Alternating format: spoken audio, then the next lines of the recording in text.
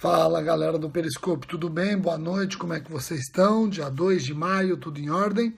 Já estou ao vivo com a galera do Periscope e agora vou entrar ao vivo também com a galera do Facebook. Vamos lá.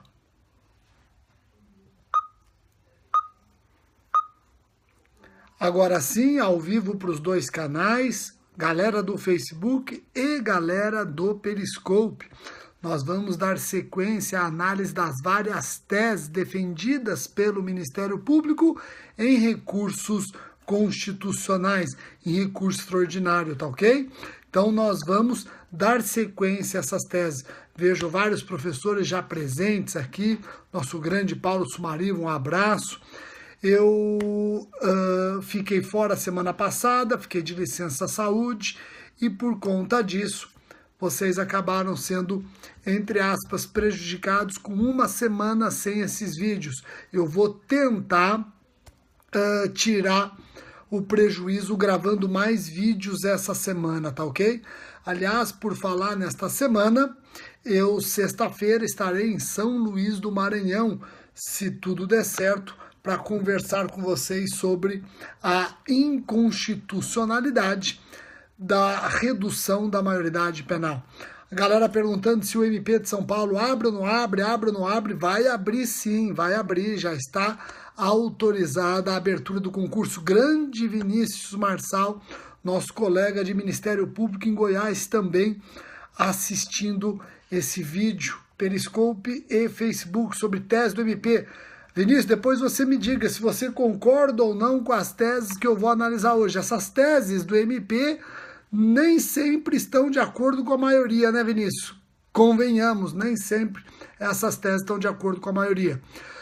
Aliás, Vinícius, dia 19 de maio, dia 18 de maio, eu estou na Defensoria Pública do Mato Grosso do Sul. 18 de maio, Defensoria Pública do Mato Grosso do Sul, falando sobre ativismo judicial em matéria criminal.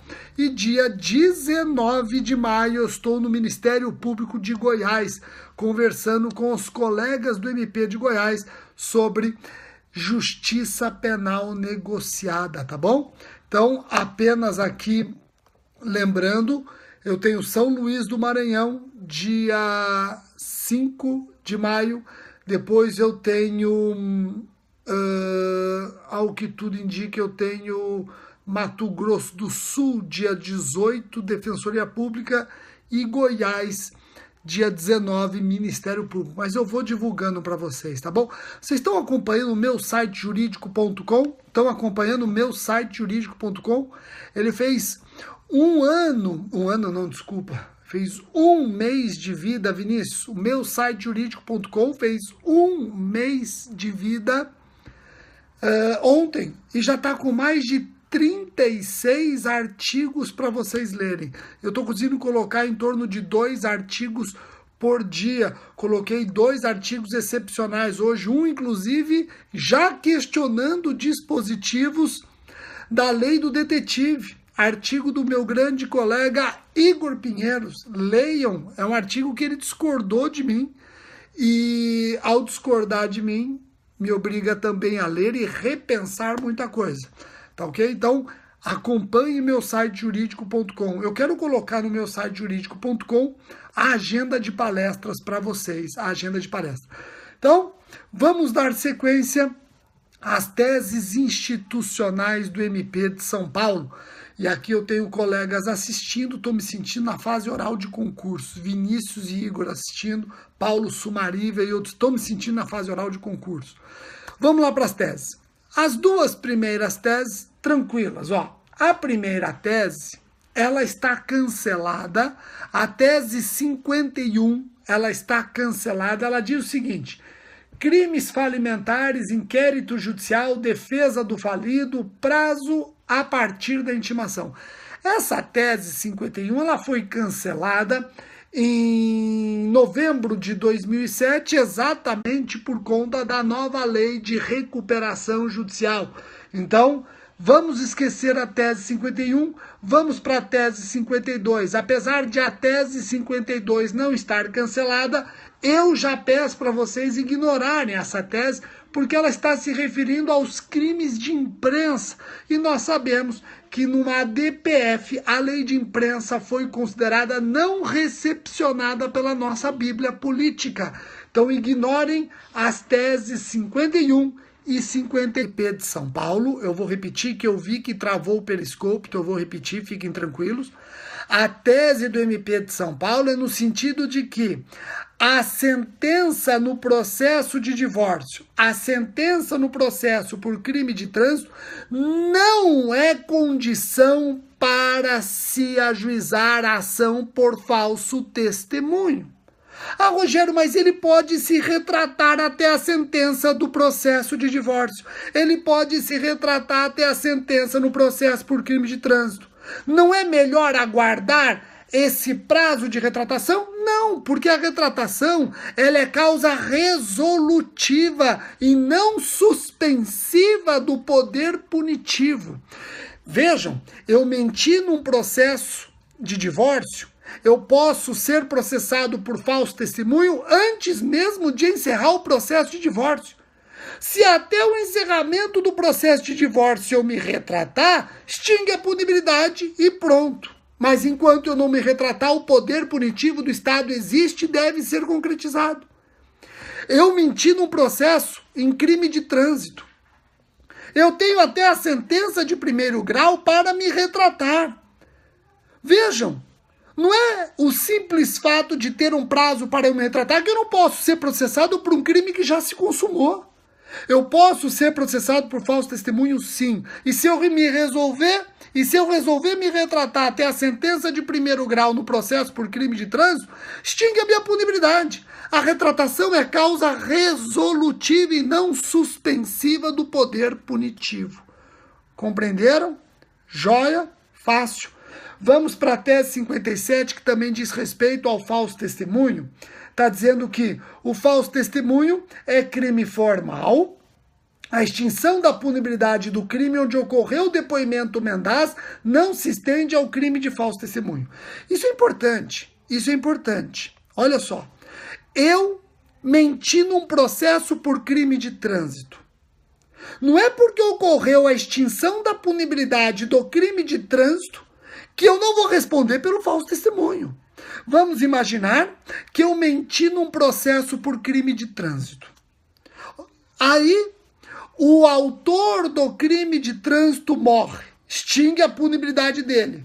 O fato de estar extinta a punibilidade do autor do crime de trânsito não impede que eu seja processado por falso testemunho. A extinção da punibilidade do crime sobre o qual eu prestei um testemunho mendaz não atinge o 342 do Código Penal. São crimes autônomos e independentes. Aliás, pessoal, eu já dei até um exemplo de falso testemunho em processo civil. É perfeitamente possível a existência de falso testemunho em processo civil onde nem crime existe. Tá ok? Joia? Vamos para a próxima tese, a tese 58. Ela fala da interrupção da prescrição no caso de acórdão condenatório. Tem um feeling, eu acho que vai cair essa tese. Ó, tese 58 eu acho que vai cair. Eu tenho duas testemunhas aqui importantes, Vinícius e Igor. Tese 58 eu acho que vai cair. O Vinícius já foi examinador do MP de Goiás e sabe, como examinador que foi, que essa história de o feeling imaginar o que pode ou não cair é chute total. É chute total. Mas às vezes a gente acerta, não é verdade, Vinícius? Então eu vou postar as minhas fichas na tese 58. A tese 58 diz o seguinte, ó. Preste atenção. Ela diz: o acordo que reforma a sentença absolutória condenando o réu é causa interruptiva da prescrição. E a interrupção ocorre na data da sessão de julgamento. Nós sabemos que a prescrição ela tem as causas interruptivas anunciadas no artigo 117 do Código Penal. Tá ok? 117. O artigo 117, inciso 4, diz que a prescrição interrompe-se, 1, pela publicação da sentença condenatória E 2, pelo acórdão condenatório.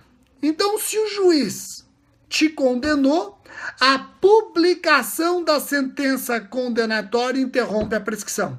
Se o juiz te absolveu, o tribunal reforma a absolvição, é exatamente esse acórdão condenatório que interrompe a prescrição. Agora vejam, no que diz respeito à sentença, eu até trouxe aqui para vocês. Olha que interessante. Rogério, o que eu entendo por publicação da sentença condenatória de primeiro grau? Vejam, a publicação da sentença condenatória interrompendo a prescrição não se confunde com a sua divulgação na imprensa oficial. A publicação da sentença condenatória compreende o quê? Compreende exatamente o ato do escrivão que procede à juntada da sentença aos autos. Tá ok? Publicação da sentença condenatória deve seguir os termos do artigo 389 do CPP. Considera-se publicada a sentença quando o escrivão procede à juntada dessa aos autos. Mas se o juiz absolve, interrompe-se a prescrição com um acórdão condenatório. Rogério, e o que eu entendo por acórdão condenatório? Olha só o Vinícius dizendo, eu mesmo já fiz essa questão no último MP de Goiás. Opa, o próprio Vinícius, que foi examinador do MP de Goiás, trabalhou essa tese 58 no último concurso do MP de Goiás. Então olha o feeling meu como tá dando certo. Ô Vinícius, tá vendo como o feeling aqui tá aguçado? Tá percebendo ou não? Tá aguçado o feeling. Olha, vou repetir até por conta dessa observação do Vinícius. Vejam. Aliás, quem imaginava, Vinícius, que há 10 anos eu ia estar conversando com alunos, dando dica para concurso do MP, com ex-examinadores, batendo papo comigo, tudo ao vivo. Vocês já pararam para pensar nisso? Há 10 anos, quem ia imaginar que eu ia estar dando dicas para vocês de concurso, com, por exemplo, pessoas como Vinícius e Iga batendo papo ao vivo. Eu fico impressionado com isso, né? Bom, vamos lá. Ó, então repetindo. A prescrição interrompe-se nos termos do artigo 117, inciso 4 do Código Penal, com a publicação da sentença condenatória. E eu entendo por publicação da sentença condenatória exatamente nos termos do artigo 389 do CPP, ou seja, com... tá aqui, ó, eu até anotei para vocês. Considera-se publicada a sentença quando o escrivão procede à juntada desta aos autos. Se o juiz absolve e o tribunal condena, o acórdão condenatório também interrompe. O acórdão condenatório também interrompe. Então, olha só, grande Igor Pinheiro, o acórdão condenatório também interrompe. Agora, o que eu entendo por acórdão condenatório como causa interruptiva? A tese do MP de São Paulo diz que o acórdão condenatório interrompe a prescrição na data da sessão de julgamento. Olha só que interessante. Angélica do MP de São Paulo. É minha colega? Acho que é. Se é a Angélica que eu estou imaginando, temos mais uma promotora assistindo aqui, ó. Então veja, olha, por acórdão condenatório é o mesmo, grande Angélica, substituta e destruindo no tribunal do júri, destruindo lá, humilhando a defensoria pública no tribunal do júri. Vejam, pessoal, acórdão condenatório interrompe a prescrição na data da sessão de julgamento. O acórdão condenatório interrompe a prescrição na data da sessão de julgamento. Rogério, essa tese do MP de São Paulo não está furada? Não. Essa tese do MP de São Paulo coincide com o entendimento reiterado dos tribunais superiores, em especial do STJ. Tá ok? STF e STJ têm esse mesmo entendimento. No meu livro penal geral, eu trago um julgado do STJ, um julgado do STF exatamente nesse sentido. O acórdão condenatório interrompe a prescrição na data da sessão de julgamento. Tá ok, galera de Manaus, fácil? Então vamos para a tese 59, penúltima tese. Ela fala do sursi e da condição no primeiro ano do período de prova restritiva de direitos. A imposição de prestação de serviço à comunidade ao MP de São Paulo, eu vou repetir que eu vi que travou o Periscope, então eu vou repetir, fiquem tranquilos. A tese do MP de São Paulo é no sentido de que a sentença no processo de divórcio, a sentença no processo por crime de trânsito não é condição para se ajuizar a ação por falso testemunho. Ah, Rogério, mas ele pode se retratar até a sentença do processo de divórcio. Ele pode se retratar até a sentença no processo por crime de trânsito. Não é melhor aguardar esse prazo de retratação? Não, porque a retratação ela é causa resolutiva e não suspensiva do poder punitivo.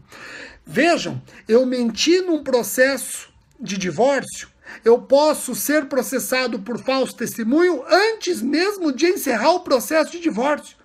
Se até o encerramento do processo de divórcio eu me retratar, extingue a punibilidade e pronto. Mas enquanto eu não me retratar, o poder punitivo do Estado existe e deve ser concretizado. Eu menti num processo em crime de trânsito. Eu tenho até a sentença de primeiro grau para me retratar. Vejam, não é o simples fato de ter um prazo para eu me retratar que eu não posso ser processado por um crime que já se consumou. Eu posso ser processado por falso testemunho, sim. E se eu resolver me retratar até a sentença de primeiro grau no processo por crime de trânsito, extingue a minha punibilidade. A retratação é causa resolutiva e não suspensiva do poder punitivo. Compreenderam?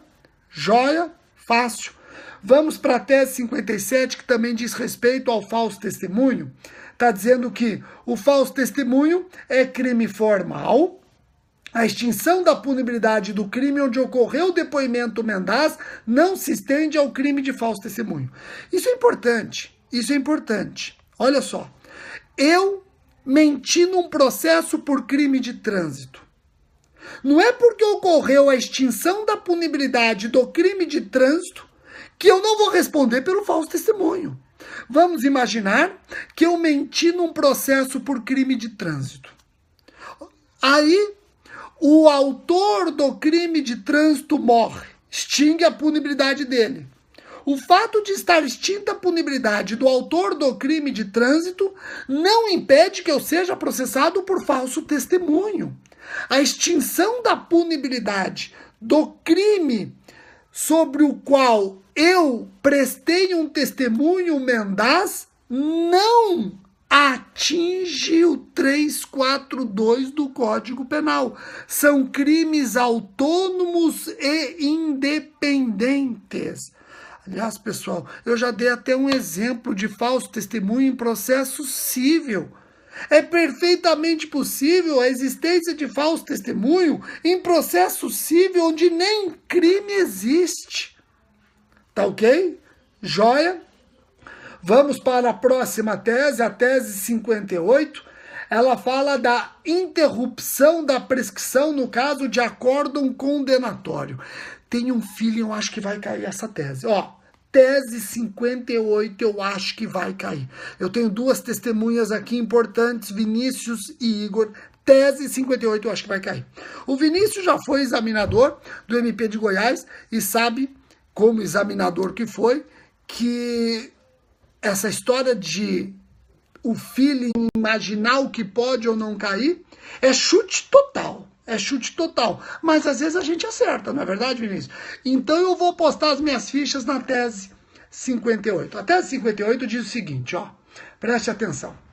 Ela diz: o acórdão que reforma a sentença absolutória condenando o réu é causa interruptiva da prescrição. E a interrupção ocorre na data da sessão de julgamento.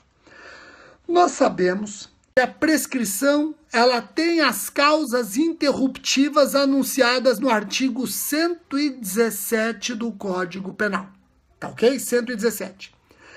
O artigo 117, inciso 4, diz que a prescrição interrompe-se: 1. Pela publicação da sentença condenatória e 2. Pelo acórdão condenatório. Então, se o juiz te condenou, a publicação da sentença condenatória interrompe a prescrição.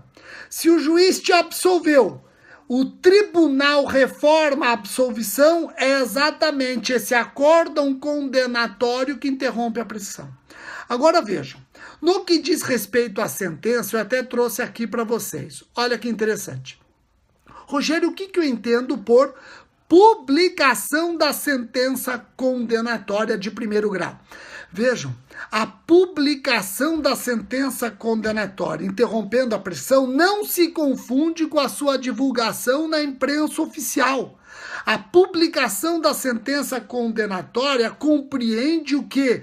Compreende exatamente o ato do escrivão que procede à juntada da sentença aos autos. Tá ok? Publicação da sentença condenatória deve seguir os termos do artigo 389 do CPP. Considera-se publicada a sentença quando o escrivão procede à juntada dessa aos autos. Mas se o juiz absolve, interrompe-se a prescrição com um acórdão condenatório. Rogério, e o que eu entendo por acórdão condenatório? Olha só o Vinícius dizendo, eu mesmo já fiz essa questão no último MP de Goiás. Opa, o próprio Vinícius, que foi examinador do MP de Goiás, trabalhou essa tese 58 no último concurso do MP de Goiás. Então olha o feeling meu como tá dando certo. Ô Vinícius, tá vendo como o feeling aqui tá aguçado? Tá percebendo ou não? Tá aguçado o feeling. Olha, vou repetir até por conta dessa observação do Vinícius. Vejam.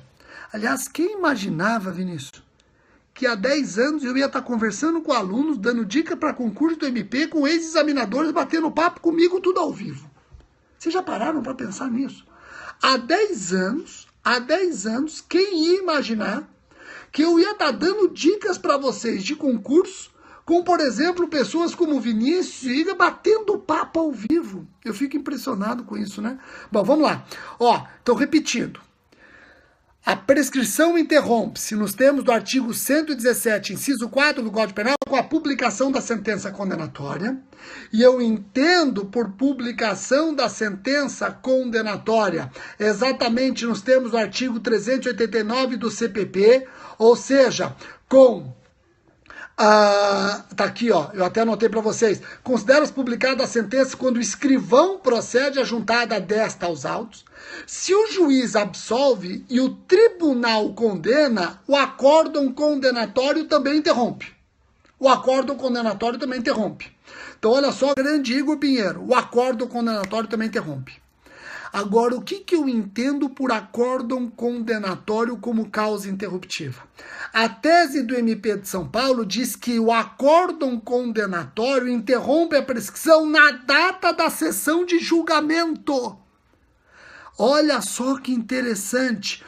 Angélica do MP de São Paulo, é minha colega, acho que é. Se é a Angélica que eu estou imaginando, temos mais uma promotora assistindo aqui, Então veja, olha, por acórdão condenatório é o mesmo, grande Angélica, substituta e destruindo no tribunal do júri, destruindo lá, humilhando a defensoria pública no tribunal do júri. Vejam, pessoal, acórdão condenatório interrompe a prescrição na data da sessão de julgamento. O acórdão condenatório interrompe a prescrição na data da sessão de julgamento. Rogério, essa tese do MP de São Paulo não está furada? Não. Essa tese do MP de São Paulo coincide com o entendimento reiterado dos tribunais superiores, em especial do STJ. Tá ok? STF e STJ têm esse mesmo entendimento. No meu livro penal geral, eu trago um julgado do STJ, um julgado do STF exatamente nesse sentido. O acórdão condenatório interrompe a prescrição na data da sessão de julgamento. Tá ok, galera de Manaus fácil?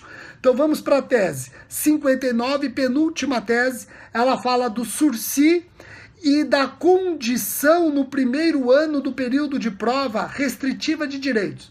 A imposição de prestação de serviço à comunidade ou outra pena restritiva de direitos como condição do sursi no primeiro ano do período de prova é, em princípio, obrigatória. E aqui eu quero que vocês prestem atenção, tem um detalhe importante.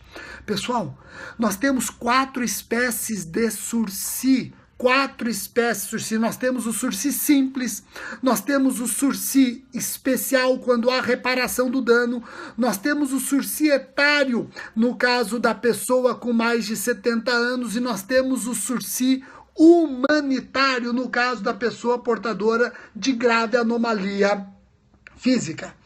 Tá ok? Olha só que interessante. 4 espécies de sursi. Não existe sursi incondicionado.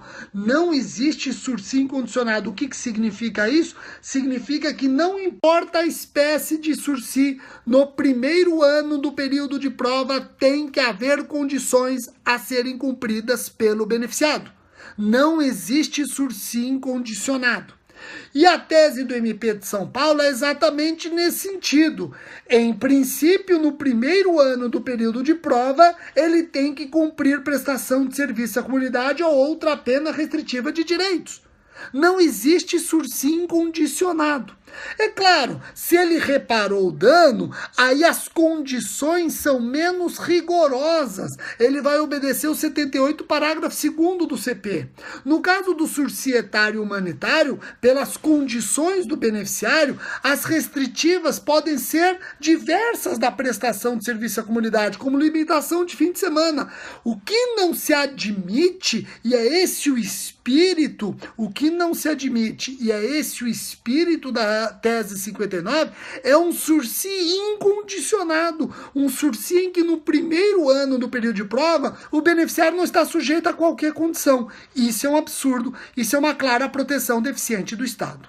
Tá ok? Vamos para a última tese, e a última tese, a tese de número 60, ela fala de... Um beijo então para Ana Paula, olha só, nossa futura colega do MP de São Paulo.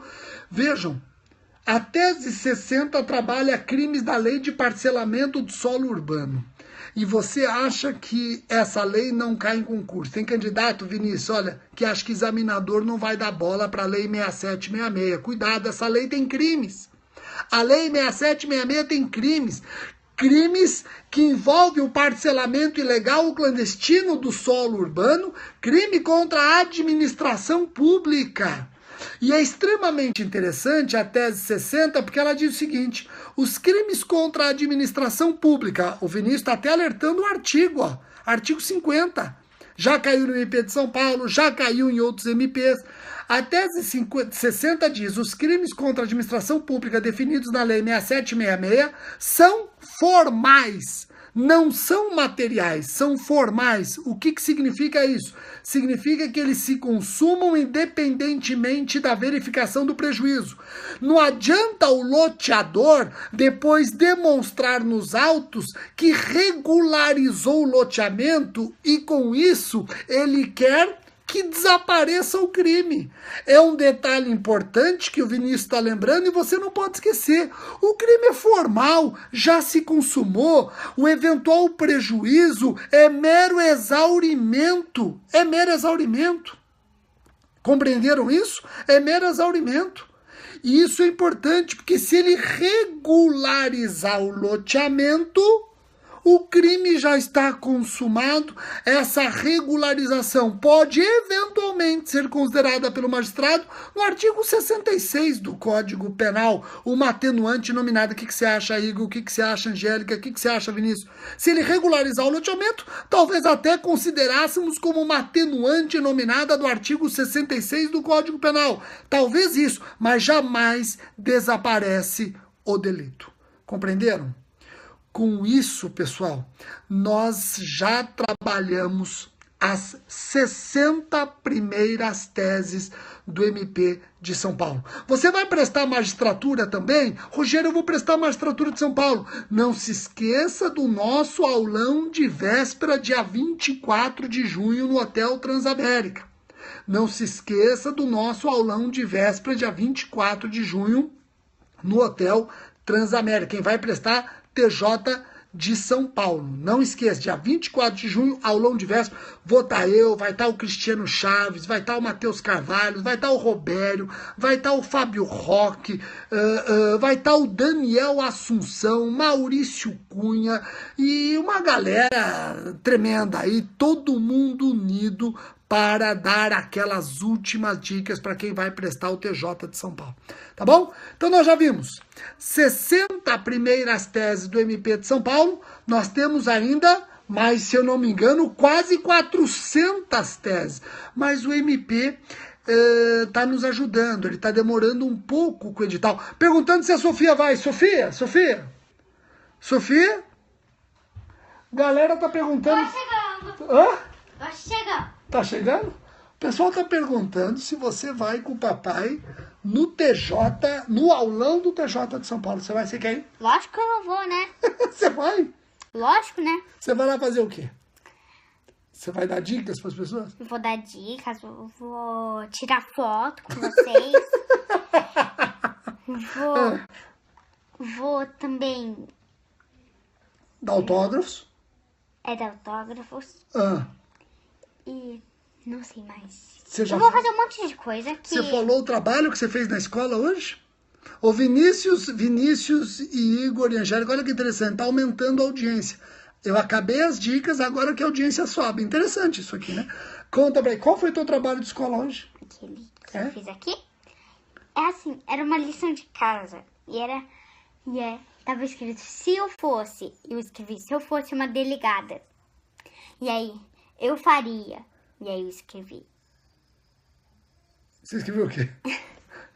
Não lembro. Não lembra? É. O legal é que o primeiro desenho dela que foi censurado era o seguinte: se eu fosse, ela pôs uma delegada. Aí depois falou assim: eu faria o quê? O segundo desenho dela tinha uma pessoa morta.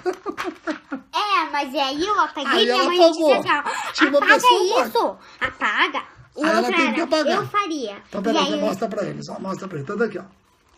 Se eu fosse uma delegada, eu faria justiça e protegeria as pessoas. O interessante é que esse desenho que foi apagado tinha uma pessoa morta. E aí o resto é, se eu tivesse poderes mágicos, aqui uma varinha, e aí eu faria com que acabasse com as guerras E a fome fome, e com os bandidos. ela acabaria com a guerra, com a fome e com os bandidos, não é verdade? Muito bem, muito bem. Legal. Vai! Tchau, galera. Tchau. Fala tchau pra galera, então. Fala até Tchau, o meus alunos. aulão do TJ. Até o aulão do TJ. Então, tá bom. Espero vocês lá, viu? Eu quero ver. Olha, eu quero ver vocês lá. É porque assim, eu quero ver mesmo. Pessoal, vem! Então tá Alguém bom. vindo aqui. Então tá jóia. Fala oi pra galera, filho. Fala aí, oi, galera. Oi. Então tá bom, pessoal. A gente volta com mais vídeos essa semana. Tchau, tchau. Igor, Angélica, Vinícius, Paulo Sumariva e outros tantos. Obrigado pela participação de vocês. Tchau, Tchau, tchau. que o meu pai falou. Tchau, tchau.